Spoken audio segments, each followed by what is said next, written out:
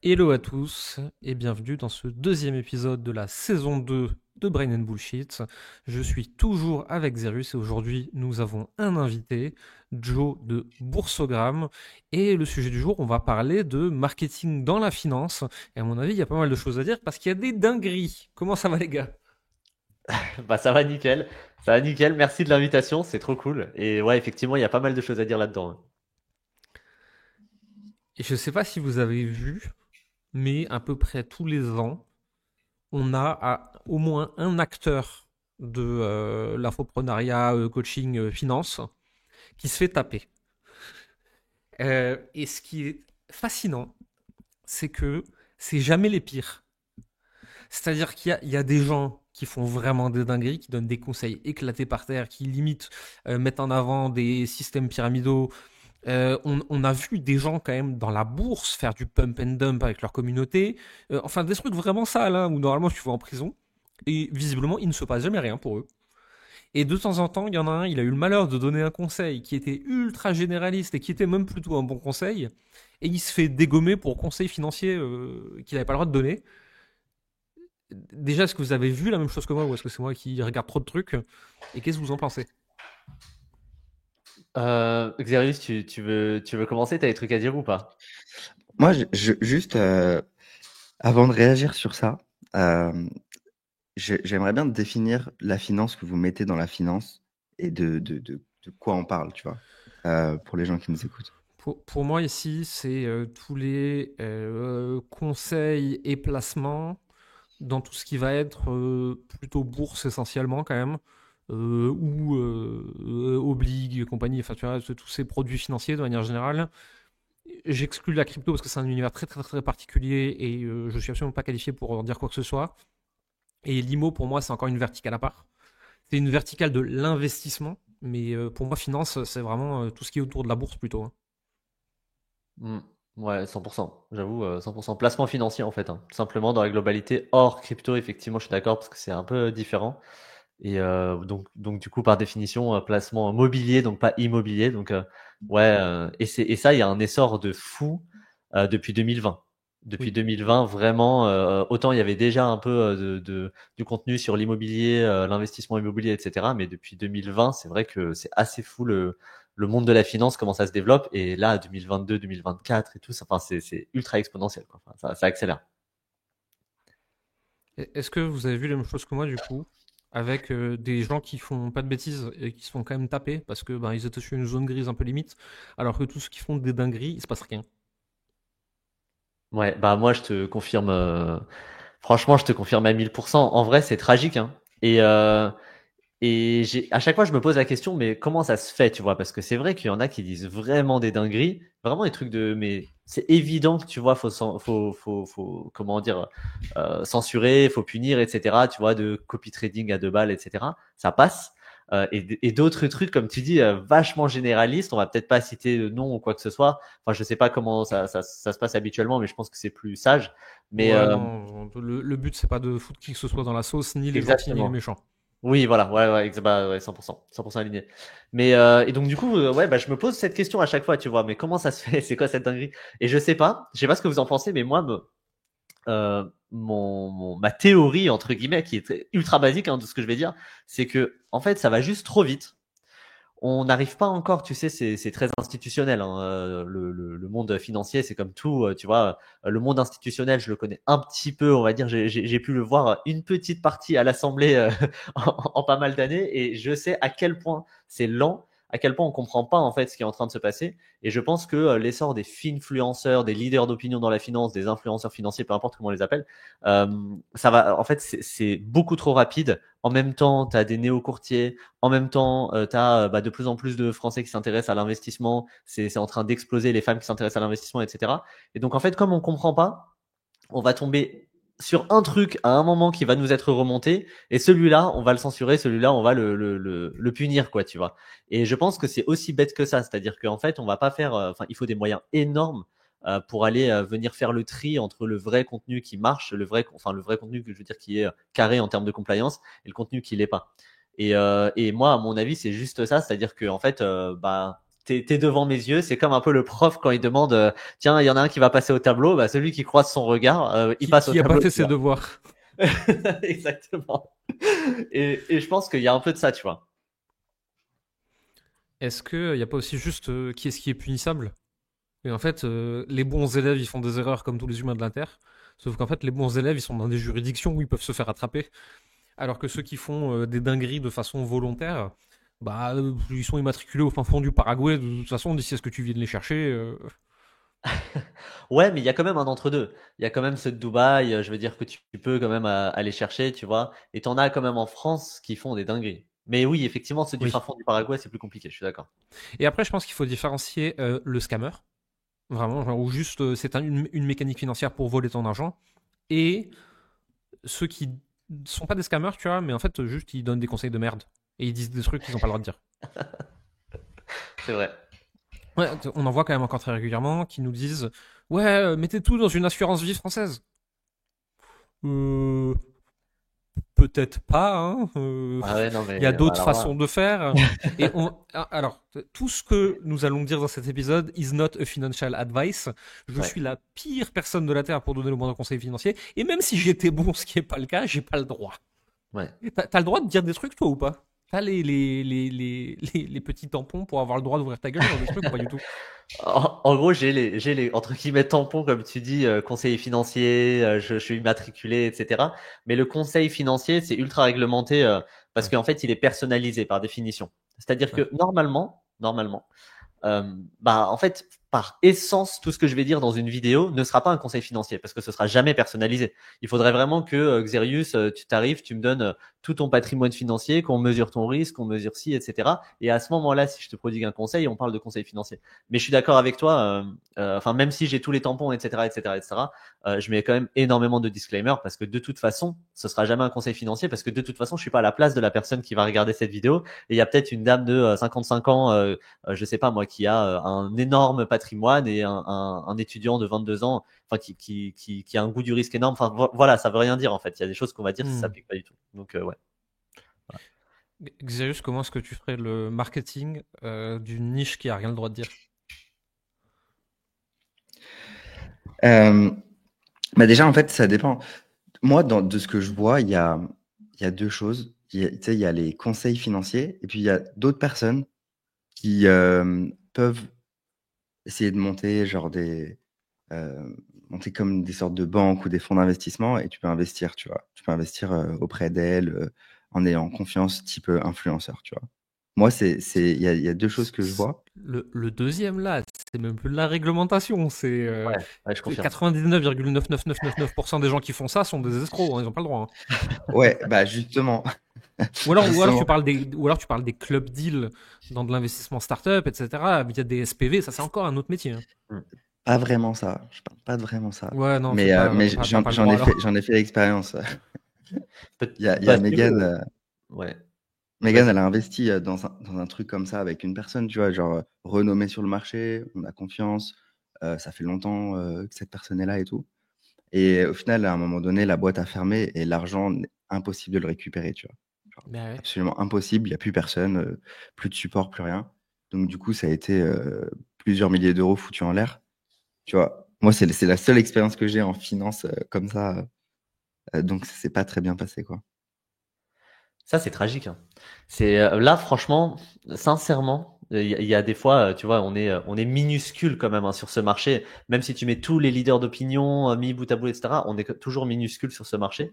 Mais en vrai, je pense sincèrement que l'éducation financière et le fait qu'il y ait un essor de quand même, on va pas se mentir, beaucoup de gens qui font des très bonnes choses, tu vois, même s'il il y a Hmm. toujours les scammers bah, c'est vraiment une bonne chose pour les gens. Parce que tu vois, Xerius, typiquement, pour moi, entre le gars qui va dire faites-moi confiance, investissez dans ce fonds, etc., et le gars qui va dire apprenez à faire vous-même, à comprendre vous-même et au moins à vous sensibiliser sur ces sujets, bah au moins ça permettra de devenir son propre conseil financier, même si évidemment on est d'accord, ça nécessite quand même des compétences et tout, mais c'est important, je pense, d'être sensibilisé, tu vois, au scam, de quand même savoir comment vérifier ces choses-là et tout. Et sur ça, je suis plutôt optimiste, tu vois. Pourtant, il y a plein de choses sur lesquelles on est pessimiste, mais sur ça, il y a quand même l'équilibre entre scammer et personne qui fait qui partage du bon contenu. Je trouve qu'il est en train quand même d'être plutôt en faveur des gens qui partagent du bon contenu et il y a quand même des Ouais. scammers qui sont de moins en moins présents, je veux dire proportionnellement. Je sais pas si vous Mais êtes d'accord avec ça ou pas du tout. l'éducation financière, pour moi, c'est ultra important. Moi, la mienne, je l'ai fait sur Internet. C'est essentiellement, il y avait des bouquins avec des gens comme toi, Joe, et comme les quelques autres personnes que toi et moi on connaît qui racontent pas de bêtises. Et en fait, il n'y a pas très longtemps, mon père, il me dit, je vais placer des sous sur un compte en Suisse. Alors bon, pour nos auditeurs, déclaré à la France, enfin, c'est pas le truc opaque, hein, c'est juste qu'il voulait avoir de l'argent dans un autre pays, ça le rassurait. Oui, sur le principe, why not, très bonne idée, t'avais un peu de liquidité, etc. Et là, il me montre le contrat. Que du coup, lui qui n'a pas d'éducation au sens de finance, il a de l'éducation de l'argent, il sait faire de l'IMO, des trucs comme ça, mais la finance, il comprend pas trop. Euh, et le truc, il y a 1,5% de frais. Ils te disent qu'ils font 6% par an. On ne sait pas trop où ils l'ont foutu. Donc attends. Ton pognon, tu sais pas où il va. Ils te prennent 1,5 de frais et ils font quand même moins que le S&P 500 Ouais. annualisé. Je lui fais, c'est de la merde. Tu ne fais pas ça du tout, hors de question. Je fais dans ce cas-là, on va juste ouvrir un broker international. Enfin, tu vois, c'est. Et ça, c'est des trucs. J'ai pas l'impression d'être un génie de l'ingénierie patrimoniale. Hein. Et savoir ça, et donc pas se faire niquer, c'est grâce aux gens qui font de la vulgarisation des notions de finance. Tu vois. Mais tu vois, ça, ça, ça revient à ce que tu disais tout à l'heure. C'est marrant ce que tu dis. Quand tu dis c'est de la merde, donc évidemment, moi je te rejoins. Hein, tu vois, c'est à 100%. Bah, de toute façon, tu sais ce que j'en pense de ça. Mais en fait, tout à l'heure, tu disais, ouais, il y en a qui donnent des conseils de merde, genre mets tout dans une assurance vie, dans tes fonds euros. Tu vois.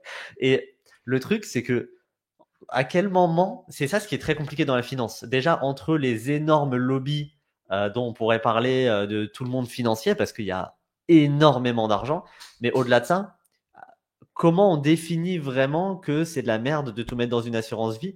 Tu vois, moi, par exemple, quand j'ai passé la formation de conseiller en investissement financier, donc vraiment le truc pour devenir CIF, enfin ce que font tous les conseillers en investissement financier, j'étais choqué de voir à quel point ce que j'apprenais, c'était des trucs que moi je considérais comme étant de la grosse merde, quoi, tu vois. Vraiment. Et en fait, c'était que les vieux fonds FCPI, FCPR et compagnie, ils t'expliquent pourquoi ça peut être intéressant, etc., pour bien diversifier le patrimoine. C'est full assurance vie tout le long. Tu vois, tu as une petite ligne sur le PEA, mais tout le long, c'est assurance vie, etc. Et, euh, et en fait, ça veut dire que dans la norme française, si même la formation pour être conseiller en investissement financier considère que c'est bien, ça veut dire que normalement, c'est censé être des bons conseils, parce que c'est des conseils qui suivent ce qu'on apprend, tu vois. Et donc, c'est dur aussi Le de marché mesurer. tradit, le marché tradit, c'est pas adapté assez vite à l'éducation qui vient du web. Exactement. C'est fou. Hein. Ouais. Comment tu, comment tu fais du coup, tu vois et ça, tu vois, Joe, j'aimerais bien ton expérience, mais Xerius, j'aimerais bien ton analyse de marketeur, tu vois. Donc on est sur un marché où personne n'y pompe rien, où il y a autant de scammers que de gens quali, où le conseil ne peut pas être donné facilement, où il y a plein de trucs que tu n'as pas le droit de dire, où il faut des diplômes, où tu peux pas faire de l'ads comme tu veux. Comment tu développes le business sur un marché comme ça? Xerius, je veux bien ta théorie, et ensuite Joe, je voudrais bien ton expérience. Ouais. Euh, comment tu développes le business? Je pense que il y a pas mal de gens qui le font très bien, euh, qui le font très très bien. Euh, c'est déjà première chose, c'est positionnement. Tu vois, comme tu l'as dit, Joe, tu peux t'adresser à quelqu'un de 22 ans comme à quelqu'un de 55 ans. Et dans une strate comme ça, je connais pas le marché. Du coup, ce que je vais dire peut être totalement Ouais, c'est théorique là, de toute façon, le but. ouais, Hein. théorique, quoi. Mais du coup, première chose, je dirais, c'est se positionner sur une manière de faire. Genre, est-ce que tu vises le long terme? Est-ce que tu vas plus aider des profils à risque? Quel type de patrimoine tu as envie d'investir? Et tu te positionnes sur ça, tu vois, sur une méthode, sur une manière de faire. Donc toi, tu Parce que, dirais que le premier conseil, ouais, c'est, bah, par exemple, je veux m'adresser aux femmes de 23 ans qui ont une vision à 50 ans avec la bourse. Je caricature un peu, hein, exprès. Oui. Ouais. Je pense que ça serait un bon différenciateur. Et puis surtout, je pense que bah, justement, ces gens-là qui vont se reconnaître dans ta cible, ils préfèrent avoir un expert qui s'adresse que aux gens qui ont cette situation.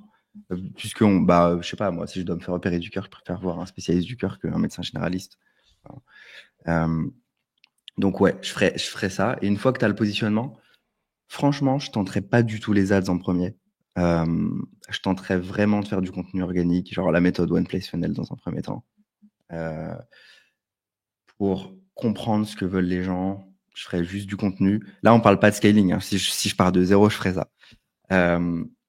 Et l'enjeu, il y a un enjeu qui est assez marquant sur ce marché-là, c'est que beaucoup de personnes ont des croyances sur je peux pas vendre un accompagnement cher puisque du coup je vais leur prendre plus que ce qu'ils vont investir dans la bourse, tu vois. Et ça, c'est un truc que j'ai vu en accompagnant des gens dans ce domaine-là et en parlant aussi aux clients par exemple, des clients que tu pourrais avoir, Joe. Et du coup, l'enjeu, ça serait le pricing, je pense. Genre, quel est le bon pricing par rapport à la valeur perçue, par rapport à comment je communique mon offre et les résultats que tu peux obtenir et tout. Parce que les gens, ils veulent investir peut-être, ils vont investir 2000 ou 3000 euros dans ton accompagnement pour apprendre à investir. Mais s'ils n'ont pas cette vision long terme de, OK, ça va me rapporter tant, ou, je sais pas, genre, OK, c'est 10 000 euros si je les investissais en bourse plutôt que dans Joe, ça me rapporterait tant dans 10 ans, tu vois. Donc ça, c'est un enjeu qu'il faudrait travailler. Et une fois que j'ai trouvé le bon positionnement, que j'ai trouvé le bon pricing qui maximise le nombre de ventes et le panier moyen par acheteur, là, en vrai, je sais pas si je testerai des ads, tu vois. Genre peut-être, mais une fois que j'ai bien stabilisé 10 à 20 cas par mois, quoi. Et après, bah, les ads, c'est comprendre genre les réglementations au niveau de Meta, tester à toute petite échelle, genre tester au lieu de faire 10 ads et d'activer 10 ads en même temps, je teste une ad, je vois si le message il est accepté. Si c'est accepté, je la duplique, je change un petit mot qui me paraît un peu touchy et je regarde si c'est accepté. Si c'est pas accepté, du coup je repars en arrière et je ferai comme ça par itération, quoi. Moi, Mais je en gros, pense méthode que, simple. Hein. ouais. Je pense que surtout, tes ads comme ton funnel doivent être éducatifs. Et surtout pas. En fait, on n'est pas sur des marchés ultra sophistiqués, donc tu peux pas avoir une offre trop vite dans le truc. Et il faut passer par tout un truc, tu vois. C'est des ads qui éduquent, qui amènent vers une VSL ou un autre mécanisme, hein, qui éduquent, qui amènent éventuellement dans une communauté. Et à un moment, là, quelque part, tu as un événement de conversion qui est beaucoup plus agressif vers une offre, tu vois. Ça permet de faire ton marketing et de pas te faire défoncer par le public, par les administrations, par les GAFAM, etc. Et d'attirer du Ouais. trafic. Parce que c'est ça l'enjeu en fait, hein, c'est attirer assez de trafic d'une façon saine pour pouvoir derrière les pitcher comme tu as envie, en respectant la loi bien sûr, mais comme tu as envie. Et en front, avec les réglementations, tu peux pas pitcher ce que tu veux de toute façon. Donc, et Ouais. derrière, pour moi, c'est je vends l'apprentissage, je ne vends pas le résultat. Ou je vends, je vais te donner la méthode qui a permis à des personnes, ça ne veut pas dire que ce sera toi, grâce à, dans des conditions particulières. Et moi, c'est un peu comme ça que j'aborderai le truc, je crois. Un truc que je ferais aussi, c'est l'affiliation. Parce que dans ce domaine, il y a plein de gens, et il y a plein de gens qui pourraient, puisque tu t'adresses à quand même pas mal de personnes, même si tu as une cible, genre ça peut s'adresser à tous les Français, et parmi tous ces Français, genre tu as une micro-niche, mais du coup, si tu touches, je sais pas, genre, si tu t'associes à quelqu'un qui a une grosse audience, qui peut être intéressé par la finance, Tu veux et dire que que par tu exemple, touches, tu vas chez Legend faire un épisode de Legend Business où tu parles de finance, quoi. ouais, Exactement. Toute ressemblance avec des faits ayant vraiment existé n'est que pure coïncidence. et après, petit lien d'affiliation, ça fait toujours plaisir pour prendre 10% de leur audience qui serait intéressée par ton offre. La Et rumeur dit que ça a plutôt bien réussi à traiter public. Mm. Ouais, ouais, c'est très fort hein, ce qu'ils ont fait, hein, vraiment. Joe, par rapport à ce qu'on vient de dire, Xavier, c'est moi, tu nous donnes ton expérience terrain, un peu tes retours, ton opinion. Bah, moi j'écoute hein, comme d'hab, j'aime bien me mettre à la place de l'élève parce que c'est vraiment intéressant et c'est marrant ce que tu as dit Jérémy parce que tu as mis un mot sur ce que je fais inconsciemment entre guillemets depuis que j'ai commencé à Boursogramme, et t'as un peu mis un mot dessus de, en gros, contenu éducatif, je veux dire, qui est la face visible, tu vois, et un moment événement de conversion où effectivement tu as plus de liberté pour pitcher un petit peu plus simplement que dans la face visible. Et c'est vrai qu'à chaque fois que je suis sorti de ce carcan, ça marchait pas. Tu vois, ça marchait pas, soit parce que vous venez me saouler, soit parce que je me faisais sauter par méta, soit parce que quelque chose. Donc c'est intéressant, c'est intéressant parce que t'as mis le mot. Moi, je suis d'accord. Je pense que euh, il y a plein de choses sur lesquelles rebondir. Effectivement, le pricing, je pense qu'on peut en parler peut-être juste après, mais le truc de base, c'est que effectivement, il y a le potentiel d'impacter toute la France parce que tout le monde est concerné. Donc, peu importe ta niche, globalement, tu auras quelqu'un qui est concerné, que ce soit vraiment de l'âge le plus jeune, homme, femme, à l'âge le plus vieux, peu importe la profession, que ce soit des entrepreneurs, des libéraux, des particuliers, des salariés, des étudiants, il y aura toujours quelque chose. Donc ça, c'est vraiment intéressant. Et effectivement, moi, à titre perso, et là, je peux plus partager mon expérience, c'est que ce qui a marché entre guillemets et qui a permis à Boursogramme de se développer, c'est vraiment purement le contenu éducatif. C'est que en fait, on était juste dans du give permanent, et comme on est dans du give permanent, ça crée de la confiance parce qu'il y a des gens que ça aide déjà en fait, parce qu'en fait on leur donne énormément d'informations. Moi, si tu vas juste sur Boursogramme, t'as toutes les infos, hein. Il n'y a pas besoin je rajoute pas d'infos supplémentaires. Tu vas juste sur Boursogramme, Ouais. tu scrolles, t'as toutes les infos. Et On en donc parlait sur YouTube. 100% des méthodes qu'on utilise, qu'on vend, qu'on accompagne sont disponibles sur YouTube gratuitement. Ton micro a sauté, Joe. On t'entend plus. Joe, Tu nous entends? on t'entend plus. Nous, on t'entend plus. Mince, vous m'entendez là ou pas? Ouais, Ouais, c'est bon, bon. la prise, elle avait sauté. Non, j'ai pas disparu. Bon, c'est bon. Je sais plus, ça a coupé où alors? Quand on disait que tout était disponible gratuitement, toi sur Instagram et nous sur YouTube. Ben 100% d'accord. Mais en fait, finalement, ce que les gens viennent chercher, c'est pas ça, c'est le fait, ils savent que tout est L'implémentation et la disponible. communauté. Ouais, voilà, c'est ça. Exactement. Moi, Donc, ouais. c'est mon gros play 2025-2026, c'est ma grosse thèse. Hein. On est sur des marchés matures, saturés, sophistiqués. Ads éducatives, VSL funnel éducatif, emailing et follow-up éducatif, sales qui ne font pas que du sales mais qui font aussi de l'éducation. Et derrière avoir une offre extrêmement sexy et qui ne peut pas se refuser. Mais si tu veux passer à l'échelle, il faut passer en 90% éducatif. Bah, ça, c'est mon point de vue. D'ailleurs, il y a, de ce point de vue-là, de cette thèse, tu vois, il y a pas mal de gens qui donnent genre 7 heures de formation offerte sur YouTube.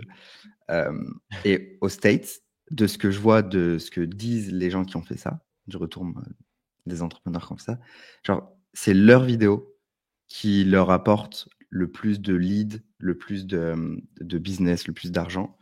Ils ont donné toute l'information gratuitement. Et derrière, ils vendent l'implémentation. Genre, ils vendent l'aide, l'accompagnement, la communauté et tout. Ça se vérifie chez nous aussi. Hein. On a sur ma chaîne YouTube, on a des vidéos de 2-3 heures, celles qui rapportent le plus de trafic. Incroyable. De qualité, ouais. Et d'ailleurs, tu peux aller plus loin. Hein. Tu prends tes 5-6 meilleures vidéos, tu les compiles, tu rajoutes des transitions, tu fais venir 2-3 copains pour venir préciser certains points. Tu te trouves avec une vidéo de 2h30 qui a été ultra facile à faire et qui va driver un trafic fou. Et on en a vu certains aller beaucoup plus loin. Mais justement, regarde. Le play de Hormozy actuellement. Il n'y a pas grand monde qui a capté encore. J'en parlais avec un copain il y a pas longtemps. Et il l'a dit, hein, donc ce que je dis là, je suis sûr. Le prochain niveau d'influence pour lui, c'est pas plus d'audience, c'est pas possible. Plus d'audience, naturellement, avec des vidéos de 20 minutes, il n'y arrivera pas à mettre 3 plombs, etc. Il a commencé à faire deux choses. De l'association d'images, notamment lui avec des stars de l'UFC. Parce que même valeur, même cible, même genre de personnes, etc. Sauf que c'est des mecs qui sont 25 fois plus connus que lui en termes de noto. Et il prend le play de Dave Ramsey, Grant Cardone et compagnie. Il va sur YouTube en quasi daily faire des lives de 6 heures. Il fait un talk show quotidien, live, sur sa chaîne YouTube. Là, c'est ce qu'il fait en ce moment là? Ouais, il a commencé à faire ça. Ouais. Et il Le le lancement fait. de son dernier bouquin a été la pierre angulaire. Il a fait 25 heures de live en 3 jours. Et là, il continue. Mais il fait des talk shows avec des invités Ça dépend. ou Là, en l'occurrence, c'était une espèce de truc. En gros, les gens l'appellent. Et ah une oui. hotline, pardon. Les gens l'appellent et il répond à leurs questions en live, il traite les problèmes, etc. Et en gros, sur une vidéo de 3 heures que j'ai vu le passer l'autre fois, il y avait 1 heure où il faisait un cours et puis ensuite les gens l'appelaient, il répondait, etc. Mais il est sur un niveau de contenu éducatif encore plus loin. C'est-à-dire que c'est du live, c'est du brut et il rentre dans le quotidien des gens. C'est génial. L'idée est géniale. Et le pattern que j'adore, c'est que ce gars-là, ça fait des années qu'il parle de Dave Ramsey en tant que mentor et qui suit son chemin et qui reste focus sur, OK, genre, ce gars-là est 1000 fois plus connu que moi, plus de succès.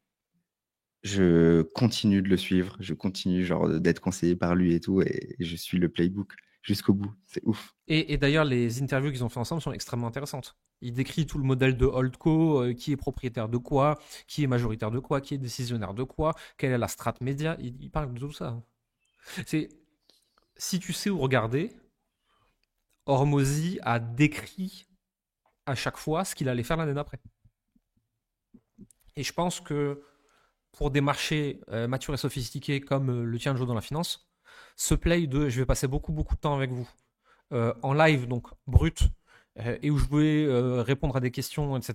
Alors bien sûr, toi, c'est no financial advice, donc c'est un peu plus, c'est plus du funambulisme, hein.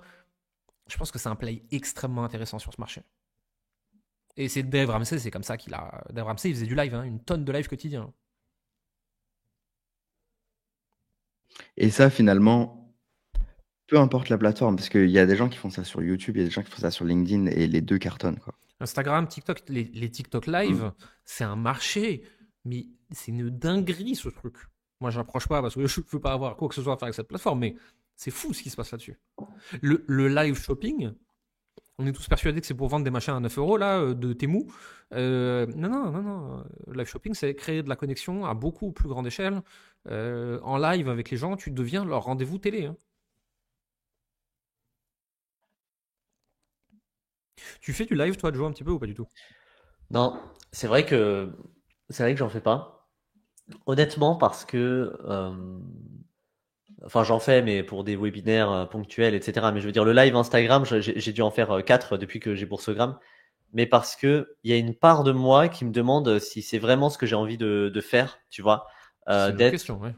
Ouais, tu vois, il y a vraiment ce truc-là est-ce que j'ai envie de me dire tous les jours, je vais passer 1 heure, 2 heures, peu importe, ou pas tous les jours, imaginons 3 fois par semaine, 2 fois par semaine, une fois, peu importe. Euh, et alors que j'ai plus envie de me déconnecter entre guillemets de ça et de prendre plus de hauteur, tu vois. Et puis même en plus là en ce moment avec le cabinet, bah c'est aussi passionnant, c'est un autre univers passionnant, etc. Donc j'ai pas la réponse, tu vois, mais je me pose la question en tout cas de est-ce que j'ai vraiment envie de faire ça. Mais effectivement, je doute pas du fait que ça doit exploser parce que tu crées dans le marché de la connexion, tu crées de la connexion, tu crées des trucs comme ça, c'est assez fou. Ouais. Mhm. J'ai une question. Je vais te la poser à toi, Xerius. Ensuite, Joe va nous expliquer comment il l'a fait, parce qu'il l'a fait d'une autre façon à laquelle tu ne penseras pas forcément, vu que la finance, c'est pas ton métier. Je suis dans le domaine de l'éducation financière, des conseils dans tous ces domaines-là. Ok, donc comme Joe. Je fais 40-50 cas par mois. Par où je peux scale ça? Quelles sont mes différentes options pour aller à 100, 150, 200? Et ça dépend de comment tu le fais, déjà. Mainly organique, un tout petit peu d'ads, produit étiquette. Ok.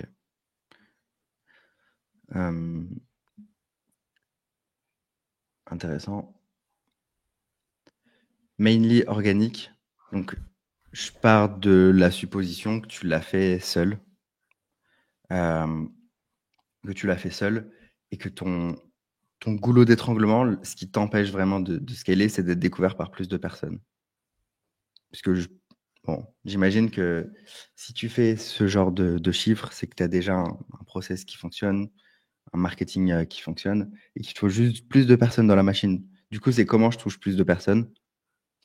Et à partir de ce postulat, comment tu touches plus de personnes, Partenariat. Moi, je ferais des partenariats YouTube, vraiment des interventions, des interviews, j'essaierais d'aller sur tous les podcasts et tout. 2, peut-être augmenter le budget ads, peut-être, mais je pense que les partenariats, en vrai, ça suffit. L'idée, c'est d'aller éduquer plus de monde et de me faire découvrir par 100 fois plus de personnes, tu vois. Et là, j'appliquerai une strat qui est toute simple, hein. Genre, strat 100 de Russell Brunson. Genre, je listerai 100 personnes dans mon marché ou connexes qui ont les gens qui sont potentiellement intéressés par la finance et l'investissement dans leur audience. Et j'interviendrai. Je ferai la liste de ces 100 personnes et chaque semaine, je ferai une intervention. Soit les interviewer au début, soit me faire interviewer par eux. Et rien qu'avec ça, je pense que tu peux déjà doubler ou tripler ton CA. Et après, on pourra aller voir dans d'autres strates, tu vois. Et on peut le faire aussi même en parallèle. Moi, je ferais ça. Donc toi, tu scales par le bas en augmentant le volume et tu augmentes le volume avec des partenariats. Ouais, parce que Intéressant.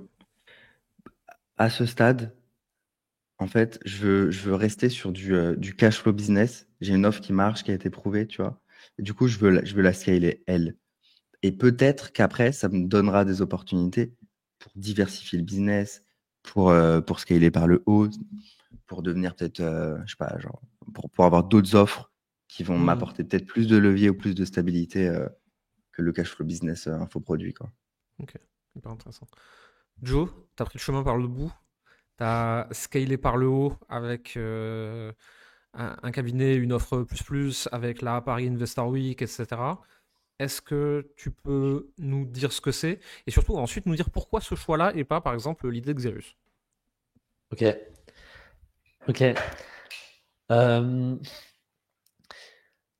Alors, pourquoi ce choix-là? Je dirais que le cabinet.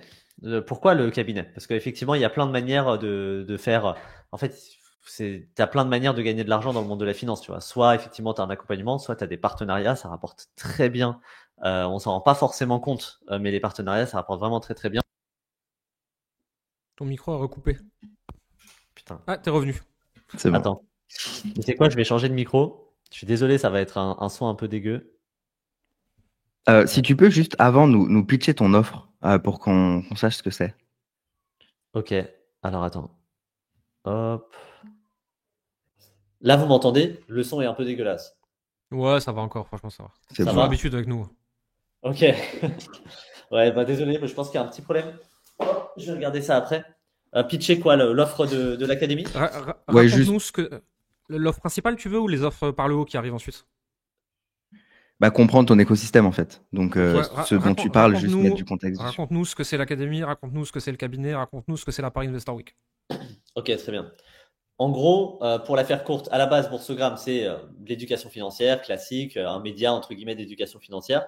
L'académie, c'est un accompagnement. Donc en fait, on te prend par la main et on te dit bon bah voilà, on commence, tu vas faire un audit de ton patrimoine financier, ensuite tu avances, ensuite bon bah ça voilà ce sur quoi tu peux faire gaffe. Parce que globalement, même si effectivement ça dépend des gens, les directives c'est à peu près toujours les mêmes. Hein. Tu optimises tes frais, tu optimises tes enveloppes, tu optimises tes performances, tes placements, tu crées un portefeuille qui te convient. C'est à peu près toujours la même chose. Donc c'est un accompagnement qui va dans ce sens-là, l'académie. Donc on fait pas à la place des gens, on leur explique comment ils peuvent le faire eux-mêmes. Pourquoi on a créé le cabinet? C'est que le cabinet, on a parmi nos élèves des gens qui ont un plus gros patrimoine. L'avantage quand tu as un plus gros patrimoine, c'est que tu as accès, bah c'est un peu le monde de l'argent, hein, mais plus tu es riche, plus tu as accès à des choses intéressantes, à des placements intéressants. Donc, globalement, plus on est riche et plus on va pouvoir faire de belles choses. Et c'est-à-dire avoir plus de diversification avec des placements qui seront de plus en plus intéressants et donc de plus en plus performants. Et ça, pour faire ça, bah, tu es obligé de passer par un cabinet. Pour faire de l'assurance vie luxembourgeoise, pour faire du private equity à travers des fonds, etc., tu es obligé de passer par un intermédiaire financier. Donc nous, bah, on a voulu être cet intermédiaire financier pour, à la base, on s'est dit, bon, bah, pour nos clients, et évidemment, comme toute entreprise, bah, on voit grand et on veut développer la chose. Le cabinet, on adore ça parce que il y a c'est un bon compromis entre passion, parce que pour le coup, on apprend, mais tout le temps. Enfin, il y a du juridique, il y a du légal, il y a du fiscal, il y a du financier, etc. Donc c'est passionnant. Et c'est aussi un levier de réseau, parce que forcément, si on accompagne des gens qui ont un gros patrimoine, ça permet de rencontrer des gens qui nous font rencontrer des gens, etc. Le Paris Investor Week, là, c'est avec mon associé Paul. C'est plus sur notre mission de base. On est revenu aux fondamentaux. En gros, l'éducation financière pour tous. Et le Paris Investor Week, c'est quoi? C'est le plus gros salon de l'investissement en Europe. On sort ça en novembre, c'est la première édition. Et Paul, mon associé, qu'il faut absolument que vous allez rencontrer de toute façon, mais c'est vraiment un gars qui est ultra talentueux. Lui, son but, ça a toujours été de faire le pont entre les institutionnels qui sont ultra dépassés par la communication financière et les particuliers qui sont totalement déconnectés des institutionnels. Donc, institutionnels, c'est les grosses boîtes ou c'est les fonds de gestion, etc. On va pas les citer.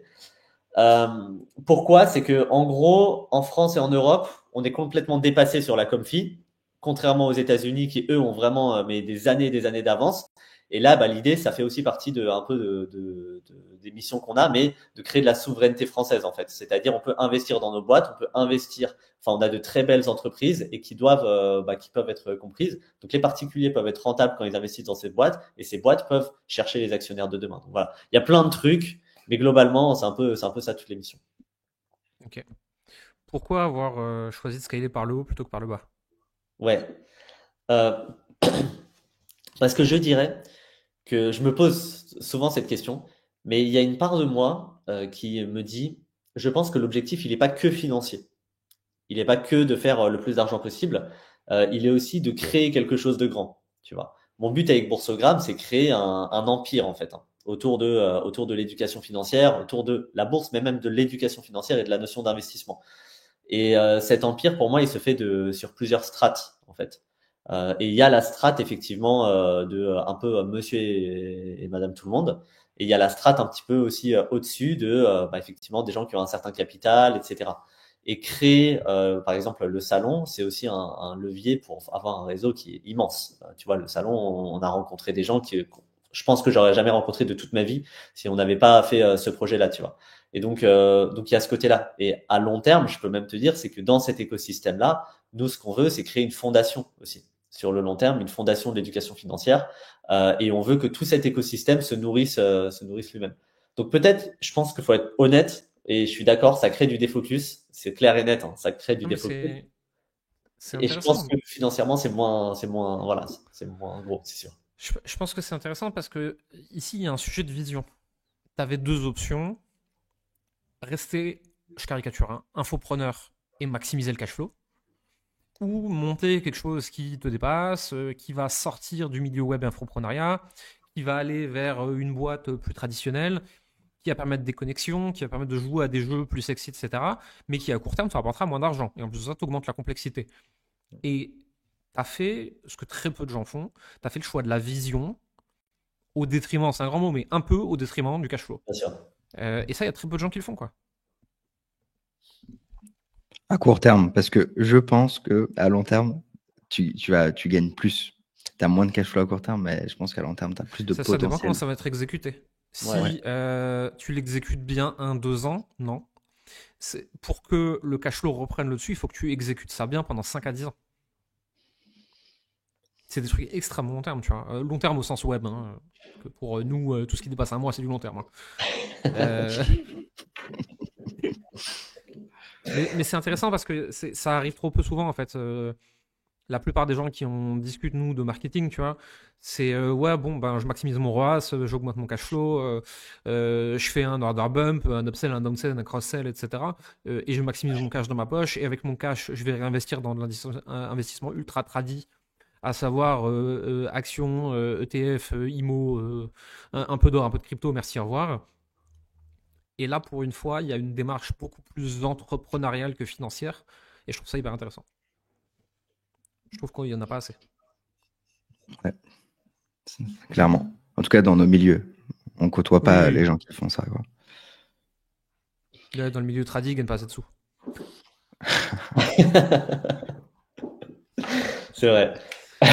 C'est vrai que c'est ça le truc aussi, c'est que en fait dans l'infopreneuriat, c'est vrai qu'il y a tellement d'argent à se faire que franchement, la question, elle est largement légitime et c'est même logique que la réponse soit souvent l'argent parce que l'écart, entre guillemets, enfin, il y a un vrai gap, quoi, tu vois. Mais c'est vrai que dans les milieux plus traditionnels, bon, bah, la question se pose pas vraiment parce que, voilà, tu fais pas trop d'argent dans le milieu traditionnel, quoi, comparé à Ouais, non, mais l'infoprenariat. dans nos métiers, tu vois, quand tu arrives chez l'expert comptable, le banquier, l'avocat, des trucs comme ça, Ouais. et que tu leur montres le cash flow de ta boîte au bout d'1 an et demi, ils te demandent si tu vends du schnouf, quoi. C'est, pour eux, t'as des economics de dealers de drogue, tu vois. Donc, ils comprennent pas. Et ça va avec les enjeux d'image qu'on a, les enjeux de législation qu'on a, les plafonds de verre qu'on a, etc. Tu vois, j'aimerais croire profondément qu'on aura des infopreneurs sur le marché francophone qui vont faire 100 millions, mais je pense pas. T'as un plafond de verre. Alors c'est un plafond de verre confortable, hein, mais t'as un plafond de verre. Et donc si ta démarche n'est pas que financière et mettre à l'abri ta famille et kiffer la life, mais de vraiment construire quelque chose de très grand, bah, le business en ligne, à un moment, t'as des limites, quoi. Ça te permet quand même d'avoir du capital pour lancer un nouveau projet et tu as quand même une Aussi. audience sur laquelle tu pourras probablement capitaliser pour autre chose. Ouais, ouais, bien sûr, complètement. Mm. Je suis curieux d'avoir, sur un autre sujet, c'est un sujet que j'ai vécu récemment, et je suis curieux d'avoir ton avis, Joe, sur ça. Euh, à Dubaï, j'ai une banque qui te reverse 5% de ce que tu as chez elle chaque mois. C'est garanti sur contrat. C'est-à-dire que j'avais mis 100 000 euros et j'avais 500 euros qui tombaient tous les mois, tu Ok. 5 000 ou vois. 500? 500, pardon, 500. 5 000 Ok. par 6 000 par an. Donc c'est, Ok. 5% ouais, de la donc somme que ça, tu as chez elle. Alors en fait, non, elle te reverse 5% annuel, mais divisé par oui, 12. C'est ça. Enfin, divisé par 12. Exactement, mais elle te le reverse tous les mois. Ok. oui, donc c'est 0,5% par mois, quoi, Ouais, c'est ça. à peu près. Mais du coup, en gros, quand j'avais 100 000 euros sur cette banque, j'avais 500 euros qui tombaient tous les mois, en gros, Ok. que je pouvais utiliser ou pas, quoi. Est-ce que, ma question, c'est quoi l'embrouille? Est-ce que, non, je veux dire, est-ce que c'est À intéressant, par 6, exemple, à de laisser 6% 100 000 annuel, il y a euros? pas, à 6% annuel, il n'y a pas forcément d'embrouille, hein. Ouais. Faut voir ce qu'ils font avec ton pognon, à quel point il est vraiment garanti, et où est-ce qu'ils le mettent, tu vois. Mais si eux, ils arrivent à faire du 10% sur ton pognon, qui t'enfile 6 pour inciter à en avoir une tonne, c'est pas déconnant, hein. Ouais, mais j'imagine que eux, même s'ils font 10%, je sais pas à quel point c'est risqué pour eux de le faire, mais en tout cas, qu'ils garantissent genre 5%, pour moi, ça me paraît quand même assez improbable, tu vois. C'est quand Mais même en fait, stylé c'est comme parce deal. on a été habitué on a été habitué aux économies, comment dire, Ils se cassent la occidentales. gueule. Voilà. En gros, tu n'as plus de croissance, mais même au-delà de ça, où tu as vraiment tous les intermédiaires qui prennent un micro pourcentage, ce qui fait qu'à la fin, il reste plus grand-chose. Euh, Moi, je suis d'accord avec Jérémy. En soi, le fait que tu me dises 5% annuel, c'est l'obligataire classique, quoi, tu vois, 5% annuel, 6% annuel, etc. Donc, ça me choque pas. Et probablement que la banque, j'en sais rien. Franchement, j'en sais rien du tout parce que je connais pas la banque, etc.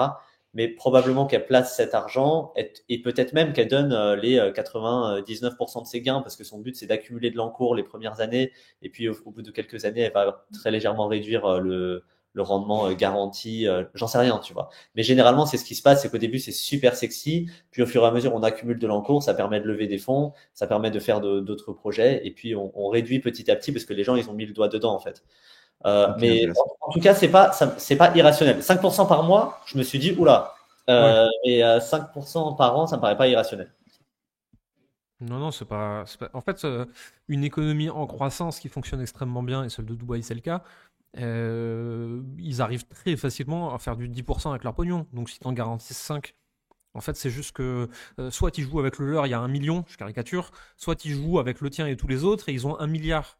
Bah, entre eux, faire 10% sur 1 million ou 5% sur 1 milliard, tu vois. Donc en fait, ils veulent le plus de pognon possible, et pour ça, ils sont OK de te reverser 50% de ce qu'ils sont capables de gagner. Ok, intéressant. J'avais pas cette analyse justement parce que moi je me disais, j'ai l'impression que en France, enfin, genre si tu as du 2%, enfin tu vois, tu es en dessous de l'inflation, si tu laisses ton argent chez une banque, tu perds. Là, je suis un peu au-dessus. Je me dis, c'est stylé. Alors, par Et je contre, comprenais pas le mécanisme. non, faut quand même vérifier les garanties et tout, hein. C'est des trucs soi-disant garantis à 4-5%, même en France, j'en ai vu. Et il y en a d'ailleurs qui ont sauté depuis que j'ai commencé à m'intéresser à ces sujets. Donc c'est pas non plus, tu vois. Et non, faut quand même vérifier les garanties, il faut quand même vérifier les banques. Je connais pas du tout le marché de Dubaï. Mm. Oui, voilà, faut différencier. Est-ce que ton placement Xerius est vraiment bon? Bah, il n'y a aucun moyen de le savoir pour nous, là, tout de suite en live, tu vois. Et est-ce que la mécanique que tu nous décris fait sens? Oui, elle fait sens. Ouais, non, mais en vrai, de fou, parce que ce que tu dis, Joe, c'est ce qui s'est passé, c'est qu'avant, ils étaient à 6, et là, il y a 2 mois, ils ont passé à 5. Donc, j'imagine que dans plus tard, ils vont passer à Oui, 4, voilà. et donc, ça fait sens. Je comprends mieux. T'as beaucoup de plateformes comme ça qui ont fait ça. T'as une plateforme à l'époque, je sais pas si elle existe encore, qui s'appelle Treatwell, où en gros, t'allais te connecter pour acheter ton massage, tu vois. Et en gros, à l'époque, c'était genre, je me souviens plus des chiffres, mais en gros, c'était 30 euros et ils en reversaient 27 aux professionnels, tu vois. Et au bout d'un moment, bah, ils ont dit, bah, à partir de maintenant, c'est 60 et on vous donne seulement 25%. Sauf qu'en fait, tous les gens, ils allaient déjà sur la plateforme, tous les professionnels, ils avaient 90% de leur trafic qui venait de là et étaient coincés. Et t'as cramé le marché. Ok. Ok, ok. Donc, je- un peu de bourse, c'est bien aussi. C'est ça.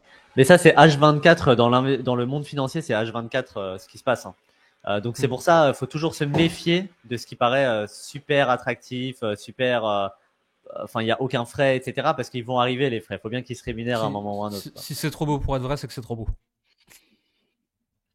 Oui, bah surtout que là-bas, du coup, s'ils me reversent 500, genre, ça me fait 500 dans ma poche, quoi. Donc, c'est quand même, c'est c'est- c'est cool. Ouais, c'est pas la même fiscalité que chez nous. Mm. On arrive doucement sur la fin de cet épisode. Joe, il a un rendez-vous juste après. On va le laisser partir. Joe, où est-ce qu'on te retrouve si on veut découvrir ton univers, comment tu fais, comment est-ce que toi tu marketes la finance, etc. En gros, moi, je suis sur Insta principalement. Donc, ma page, c'est Boursogramme. C'est écrit juste là. Et voilà. Et c'est encore moi qui réponds à tous mes DM sur Quelle Instagram. drôle Donc, d'idée. vous pouvez. Comment? Quelle drôle d'idée. Ouais. Là, je vais. On va en parler après en off. Vous allez me dire d'arrêter, mais mais ouais. Donc, du coup, vous pouvez sans problème me contacter là-bas. Me contactez pas sur LinkedIn. Franchement, j'y vais jamais. Ça sert à rien. Ok. Et on mettra dans la description un lien vers la Paris Investor Week. Si vous voulez aller voir, ils sont en train de faire un très très gros truc, ça va être très très cool. Ouais. Ouais, bah ouais, Mm. grave. Avec plaisir. Merci Merci à beaucoup tout le pour monde. l'invitation. Avec grand C'est plaisir. Ceux qui très nous ont cool. écoutés jusqu'au bout, dites-nous dans les commentaires si vous aimez ce genre d'épisode et s'il faut qu'on en fasse plus. Si vous avez des questions pour Joe, on le saoulera pour qu'il vienne répondre dans les commentaires. Xerius, merci beaucoup. Merci à tout le Merci. monde. Merci, Et Joe. à la semaine prochaine si on a de la rigueur. À bientôt. À À plus. bientôt, ouais.